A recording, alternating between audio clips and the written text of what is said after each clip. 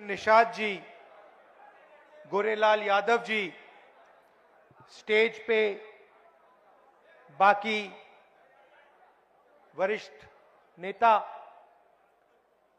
भाइयों और बहनों, प्रेस के हमारे मित्रों, आप सबका यहां बहुत बहुत स्वागत। आज हम जगत चौधरी जी की याद करते हैं। लड़ाई हिंदुस्तान में विचारधारा की है। एक तरफ आरएसएस, बीजेपी और दूसरी तरफ अंबेडकर जी, जगत चौधरी जी, महात्मा गांधी, जगलाल चौधरी जी, जगलाल चौधरी जी। तो यह विचारधारा की लड़ाई चल रही है। कुछ दिन पहले मैंने अपने भाषण में कहा कि हम अंबेडकर जी की बात करते हैं, जगलाल चौधरी जी की बात करते हैं, मगर जो ये बोलते थे, जो ये करते थे, इनके जो आइडियाज थे वो कहां से आए थे?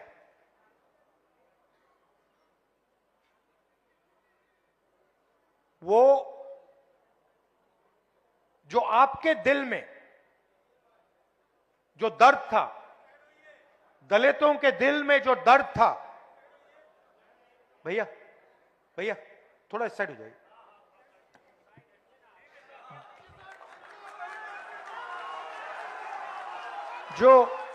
जो दलितों के दिल में जो दर्द था, जो दुख था, जो उनके साथ हजारों सालों के लिए किया जा रहा था, वो आवाज अंबेडकर जी और जगलाल चौधरी जी के मुंह से निकलती थी। मतलब जो आपके दिल में था, जो आपके समाज के दिल में था, वो अंबेडकर जी और जगलाल चौधरी जी बोलते थे।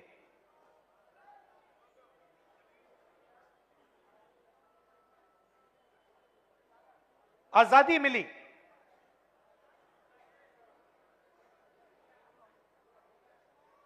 बहुत कुछ हुआ, मगर मैं आपसे सवाल पूछना चाहता हूं। आज हिंदुस्तान का जो पावर स्ट्रक्चर है, जो इंस्टीट्यूशंस हैं, संस्थाएं हैं, चाहे वो शिक्षा का सिस्टम हो, स्वास्थ्य का सिस्टम हो, कॉर्पोरेट इंडिया हो, बिजनेस सिस्टम हो, जुडिशरी हो, इसमें आपकी भागीदारी कितनी है?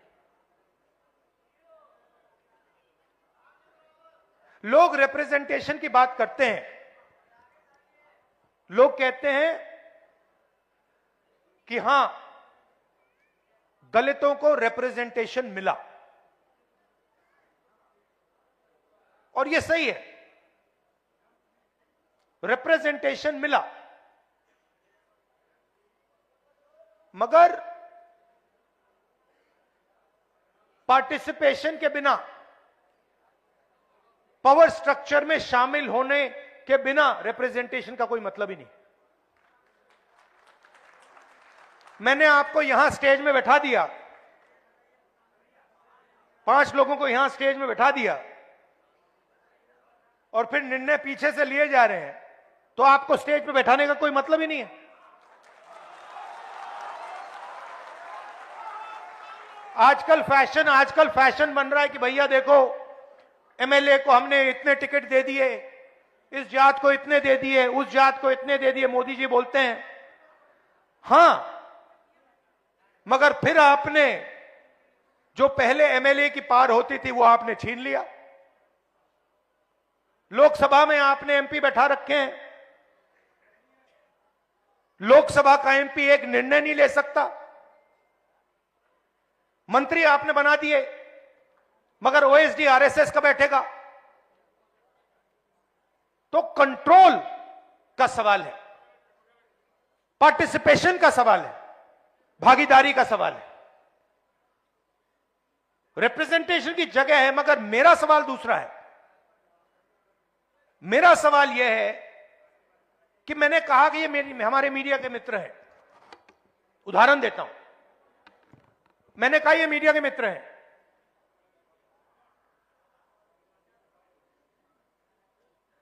इनकी बड़ी बड़ी कंपनियां हैं, इनको हर स्टेट की सरकार एडवर्टाइजमेंट का पैसा देता है। हर स्टेट की सरकार, देश की सरकार इनको एडवर्टाइजमेंट देती है। आपने देखा होगा, देखा आपने सरकारी इश्तिहार देखे ना, तो सीधा इनकी फंडिंग हो रही है, सरकार इनकी फंडिंग कर रही है।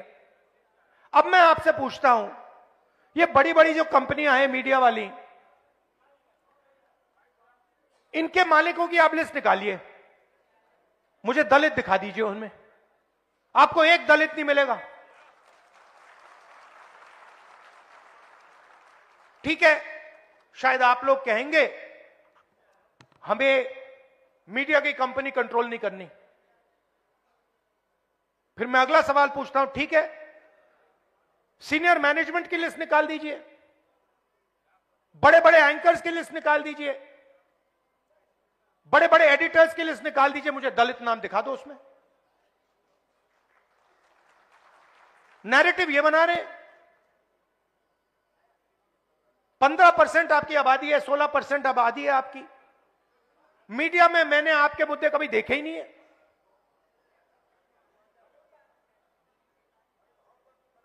मैं हिंदुस्तान के एजुकेशन सिस्टम में पढ़ा हूं, दलितों के बारे में हिस्ट्री की किताब में मैंने 2-3 लाइन पढ़ी थी। क्या आपकी हिस्ट्री नहीं है क्या? 2 लाइन हिस्ट्री की किताब में, 2 लाइन थी, दलित और अनटचेबिलिटी। 2 लाइन से आपका दर्द मिट जाएगा क्या? मैं आपको एक कहानी बताता हूं, बहुत सुंदर कहानी बताता हूं आपको, आप हैरान हो जाओगे। आजकल स्टूडेंट्स जाते हैं, अमेरिका जाते हैं ना, पढ़ने जाते हैं। अमेरिका के बड़े बड़े कॉलेजेस हैं। तो अमेरिका में एक कॉलेज का एंट्रेंस एग्जामिनेशन होता है, एसएटी एग्जामिनेशन। नाम सुना आपने? सुना है? एसएटी एग्जाम है, वो अमेरिका का यूनिवर्सिटी का एंट्रेंस का एग्जाम होता है। जब वो पहले एग्जाम बनाया गया और स्टूडेंट्स ने लिया, तो जो गोरे स्टूडेंट्स थे उनका परफॉर्मेंस बहुत अच्छा था, और जो अफ्रीकन अमेरिकन थे उनका परफॉर्मेंस बिल्कुल बेकार था। मैं बहुत गहरी बात बोल रहा हूं, इसको अच्छी तरह सुनिए। तो जब नया एग्जाम आया, गोरों को फर्स्ट डिवीजन, सारे के सारे बेस्ट परफॉर्मर्स गोरे, और जो काली चमड़ी वाले थे, अफ्रीकन अमेरिकन थे, उनका परफॉर्मेंस बिल्कुल बेकार, वो फेल हो रहे हैं। पहले गोरों ने कहा कि गोरे लोग ज्यादा इंटेलिजेंट हैं, ज्यादा होशियार हैं, और ये जो अफ्रीकन अमेरिकन है ये कम होशियार है, ये मैथमेटिक्स नहीं समझ सकते क्योंकि इतने होशियार नहीं है। फिर एक प्रोफेसर ने चालाकी कर दी, उसने एक एक्सपेरिमेंट किया। वही एसएटी का एग्जाम, उसके जो सवाल थे उसने अफ्रीकन अमेरिकन प्रोफेसर से बनवा दिए। मतलब एग्जाम के जो सवाल थे, जो एग्जाम का डिजाइन था, उसने गोरों से नहीं करवाया, उसने अफ्रीकन अमेरिकन से करवा दिया। और फिर उसने वही एग्जाम गोरों को और अफ्रीकन अमेरिकन को दे दिया। आपको मालूम है नतीजा क्या था? सारे के सारे गोरे फेल हो गए। अब मैं आपसे पूछना चाहता हूं, हम शिक्षा के सिस्टम की बात कर रहे हैं, उस शिक्षा के सिस्टम में आपकी कोई हिस्ट्री नहीं है, आपका कोई इतिहास नहीं है।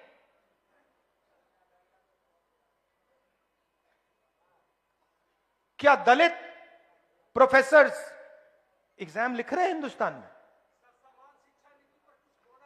बोल रहा हूं बॉस, इसलिए आया हूं, बोलने ही आया हूं मैं। तो आपकी ना मीडिया में भागीदारी, कॉर्पोरेट इंडिया की बात करता हूं, 16 लाख करोड़ रुपया नरेंद्र मोदी जी ने हिंदुस्तान के 25 सबसे अमीर लोगों का कर्जा माफ किया है। 16 लाख करोड़ रुपया, उनकी लिस्ट निकालिए। 25 लोग हैं, अदानी, अंबानी, ये लोग। जीएसटी का 16 लाख करोड़ रुपया कर्जा माफ किया है। आपका पैसा है, दलितों का पैसा है, पिछड़ों का है, आदिवासियों का है। मगर अगर आप लिस्ट निकालेंगे, उसमें एक दलित नाम नहीं है, एक पिछड़ा नाम नहीं है, एक आदिवासी नाम नहीं है। कॉर्पोरेट इंडिया की लिस्ट निकालिए, 200 सबसे बड़ी कंपनियां, उनके मालिकों की लिस्ट निकालिए, मुझे दिखा दो, दलित नाम दिखा दो उस लिस्ट में, आपको एक नहीं मिलेगा। कॉर्पोरेट इंडिया की सीनियर मैनेजमेंट की लिस्ट निकालो, उसमें एक दलित, एक पिछड़े का नाम दिखा दो, एक आदिवासी का नाम दिखा दो, नहीं मिलेगा। आप जीएसटी देते हो, ये आप जो शर्ट पहने हैं, जितनी जीएसटी आपने इस शर्ट के लिए दी है, अगर अदानी इसी शर्ट को खरीदता उतनी ही जीएसटी वो देता। गलतफहमी में मत रहिए, अरबपति जीएसटी नहीं देते हैं, हिंदुस्तान के मजदूर, हिंदुस्तान के किसान, हिंदुस्तान के गरीब लोग जीएसटी देते हैं। आप पैसा देते हो, आपके जेब से जाता है, सीधा उनके जेब में जाता है। 200 बड़ी, सबसे बड़ी कंपनियों के मालिकों में एक ओबीसी नहीं है, एक दलित नहीं है, एक आदिवासी नहीं है। तो हो क्या रहा है? पूरा का पूरा पैसा आपके जेब से ट्रांसफर हो रहा है, दलितों के जेब से, आदिवासियों के, और आप सबसे गरीब हो। दलित, आदिवासी, पिछड़ों के जेब से ट्रांसफर हो रहा है और इनके जेब में जा रहा है। 90 लोग हिंदुस्तान का बजट डिसाइड करते हैं, आईएएस अफसर हैं। भागीदारी की बात होती है, मोदी जी कहते हैं ओबीसी वर्ग की बात करते रहते हैं। बजट का हर पैसा, हर रुपया 90 लोग बांटते हैं। मैंने इनकी लिस्ट निकाली, नाम देखे, नाम पढ़े, 90 में से 3 दलित हैं। आपकी आबादी 15%, 16%, और 90 में से 3 अफसर आपके। और जो 3 अफसर हैं, ये अच्छी तरह सुनिए, जो 3 अफसर हैं उनको छोटे छोटे डिपार्टमेंट दे रखे हैं। और अगर हिंदुस्तान की सरकार ₹100 खर्च करती है बजट में, तो दलित अफसर ₹1 का निर्णय लेते हैं। ₹100 का नोट निकालिए। अगर ₹100 हिंदुस्तान की सरकार बजट में बांटती है, दूसरे हाथ में ₹1 का सिक्का पकड़िए। ₹1 की भागीदारी है आपकी। मैं बता रहा हूं बदलाव कैसे होगा, इसलिए मैं यहां आया हूं। 50% आबादी पिछड़े वर्ग की है। 3 अफसर उनके, 3 आपके, 3 उनके। ₹100 में से 5 सिक्के उनको पकड़ा दो। ₹100 में से ₹1 का सिक्का आपको और 5 सिक्के उनको। और आदिवासियों की आबादी 9%, उनको ₹1 भी मत दो, उनको फेंक के ऐसे 10 पैसे दो। मतलब सब मिलाकर, दलित, आदिवासी, पिछड़ा वर्ग सब मिलाकर हिंदुस्तान में आपकी भागीदारी ₹100 में से ₹6.10। अंबेडकर जी ने संविधान दिया, इसको खत्म करने की कोशिश कर रहे हैं।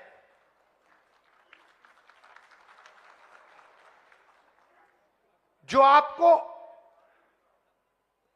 बजट में ₹6.10 की भागीदारी, वो भी छीनने की कोशिश कर रहे हैं।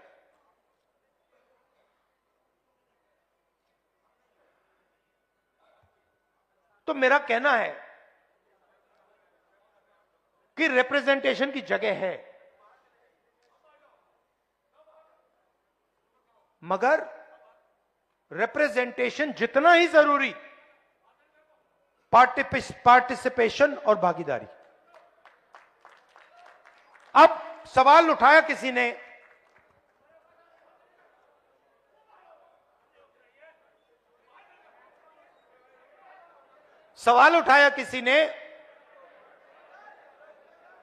कि आगे क्या करना है, रास्ता क्या है। मैं बताता हूं आपको।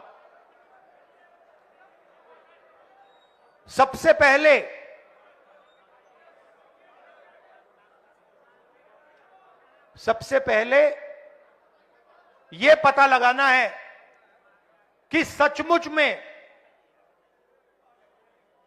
किसकी कितनी आबादी है और किसको कितनी भागीदारी मिल रही है। और यह पता लगाने का एक ही तरीका है, उसका नाम है जाति जनगणना। और यह बिहार वाला जो जाति जनगणना है, मैं इसकी बात नहीं कर रहा हूं। जाति जनगणना देखना है तो तेलंगाना वाला देख लीजिए। तो जाति जनगणना क्या है, मैं आपको समझाना चाहता हूं। जाति जनगणना सिर्फ सर्वे नहीं है, पहला कदम है। जैसे चोट लगती है, मैडम आपको कभी चोट लगी है? हाथ टूटा है कभी आपका? आप अस्पताल गई थी, डॉक्टर ने पहले आपसे क्या कहा? एक्सरे कराना है। कहा नहीं कहा? किसी को चोट लगती है, डॉक्टर पहली चीज कहता है, भाई देखो एक्सरे कराओ। तो पहला कदम एक्सरे का है। जाति जनगणना हमें यह बता देगा कि दलित कौन है, आदिवासी कौन है, पिछड़े वर्ग के लोग कौन है, माइनॉरिटी कौन है, जनरल कास्ट कौन है, गरीब जनरल कास्ट कौन है, यह सब पता लग जाएगा। उसके बाद हम दूसरा काम शुरू करेंगे। हम हिंदुस्तान की सारी संस्थाओं की लिस्ट निकालेंगे, इंस्टीट्यूशंस की लिस्ट निकालेंगे, चाहे वो जुडिशरी हो, ब्यूरोक्रेसी हो, सब इंस्टीट्यूशन की लिस्ट निकालेंगे। उसमें पता लगाएंगे कि मीडिया में दलितों की असलियत में कितनी भागीदारी है, कॉर्पोरेट इंडिया में असलियत में दलितों की कितनी भागीदारी है, ब्यूरोक्रेसी में, असलियत में कितनी भागीदारी। भाई और मैंने एक बात समझिए, सवाल धन का है, ठीक है, सवाल धन का है। आज क्या हो रहा है, सारा का सारा धन संस्थाओं में जा रहा है, कॉर्पोरेट इंडिया में जा रहा है, शिक्षा के सिस्टम में जा रहा है, स्वास्थ्य के सिस्टम में जा रहा है। पहले सरकारी अस्पताल होते थे, एक प्रकार से वो आपके अस्पताल थे, उसमें आपको मुफ्त में इलाज मिलता था। आज सारे के सारे अस्पताल प्राइवेट हैं। कोई बीमार होता है, दलित वर्ग का कोई बीमार होता है, तो लाखों रुपए आपके जेब से निकलते हैं, निकलते हैं नहीं निकलते हैं, है ना? कहां जाते हैं, कहां जाते हैं? प्राइवेट अस्पताल। प्राइवेट अस्पताल किसके हैं? मोदी का नहीं है, दलितों का नहीं है, पिछड़ों का नहीं है, आदिवासियों का नहीं है, अंबानी अदानी का है, अरबपतियों का है। सारे के सारे जो प्राइवेट अस्पताल है उनके मालिकों की लिस्ट निकाल दो, मुझे दलित नाम दिखा दो एक। इनको सरकारी जमीन दी जाती है, इनको रोज सरकारी जमीन दी जाती है, आप इनको लाखों रुपए देते हो, मगर मालिकों में आपका एक नाम नहीं है, कहीं भी नहीं है। तो जाति जनगणना से यह सारा का सारा साफ हो जाएगा। इसीलिए कल मैंने पार्लियामेंट में भाषण दिया, मैंने दो चीजें कही। एक, मैंने टेक्नोलॉजी की बात की, इलेक्ट्रिक मोटर की बात की, मोबिलिटी रेवोल्यूशन की बात की, और दूसरी मैंने पार्टिसिपेशन की बात की, भागीदारी की बात की, जाति जनगणना की बात की। उसके बाद प्रधानमंत्री ने जवाब दिया, 1.5 घंटा का जवाब दिया। उस जवाब में आपने जाति जनगणना शब्द सुना? क्योंकि नरेंद्र मोदी, बीजेपी, आरएसएस जाति जनगणना नहीं कराना चाहती, क्योंकि ये देश की सच्चाई आपको नहीं बताना चाहती। और मैंने निर्णय ले लिया है कि कुछ भी हो जाए, देश में दलितों को, पिछड़ों को, आदिवासियों को मैं उनकी सच्ची भागीदारी दिखाना चाहता हूं। और यहां मतलब बड़े बड़े ऊपर लिख देना चाहता हूं कि इस देश में दलितों को, पिछड़ों को, आदिवासियों को कहीं भी भागीदारी नहीं मिल रही है। और जैसे ही आपको यह दिखेगा, जैसे ही आपको सचमुच में डेटा दिखेगा,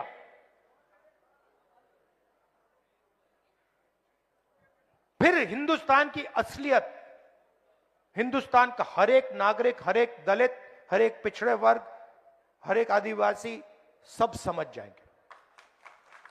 और फिर एक नई तरीके की राजनीति, एक नया तरीके का विकास शुरू होगा।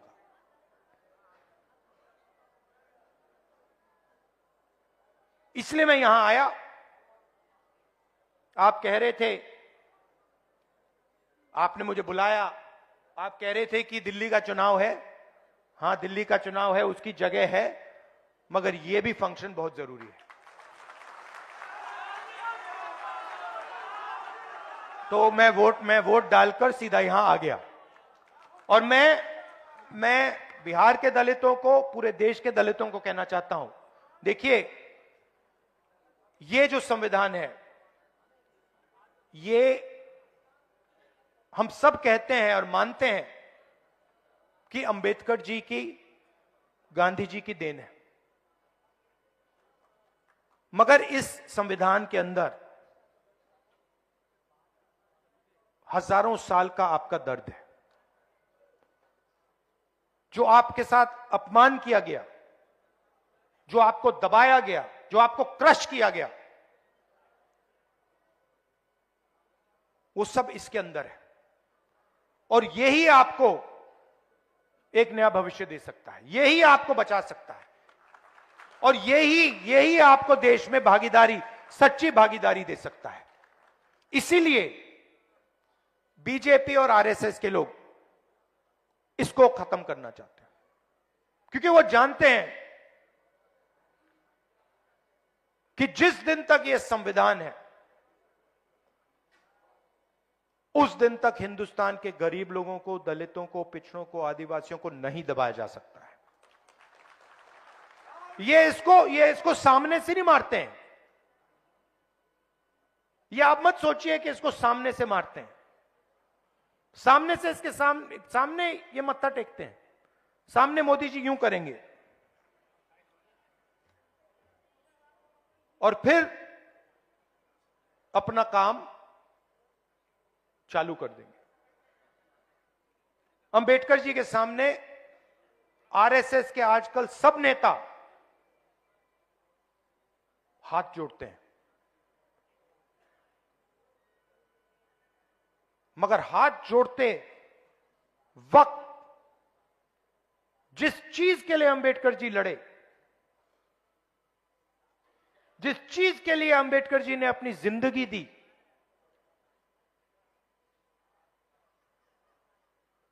उसको रद्द करते हैं, उस पर आक्रमण करते हैं, उसको खत्म करने की कोशिश करते हैं। दलितों की स्कॉलरशिप्स, बाबा साहब ने कहा था एजुकेट। आदिवासियों की, दलितों की स्कॉलरशिप्स को खत्म कर देते हैं, रोहित वेमुला को मार देते हैं, और फिर अंबेडकर जी के सामने जाके हाथ जोड़ते हैं। इसका कोई मतलब नहीं है। तो मैं ये आपसे कहना चाहता था कि हम आपके साथ हैं, और मैं ऐसा दिन देखना चाहता हूं जब हिंदुस्तान की हर संस्था में, हर सिस्टम में, लीडरशिप लेवल पे, कोने में नहीं, पीछे नहीं, लीडरशिप लेवल पर दलित, आदिवासी, पिछड़े लोग दिखें। मैं देखना चाहता हूं, मैं वो दिन देखना चाहता हूं जब हिंदुस्तान की टॉप 10 कंपनीज का मालिक दलित, पिछड़े वर्ग से हो, आदिवासी वर्ग से हो। और मैं उसके लिए लड़ रहा हूं और लड़ता रहूंगा। आप सबका बहुत बहुत धन्यवाद कि आप यहां आए। धन्यवाद, नमस्कार, जय हिंद।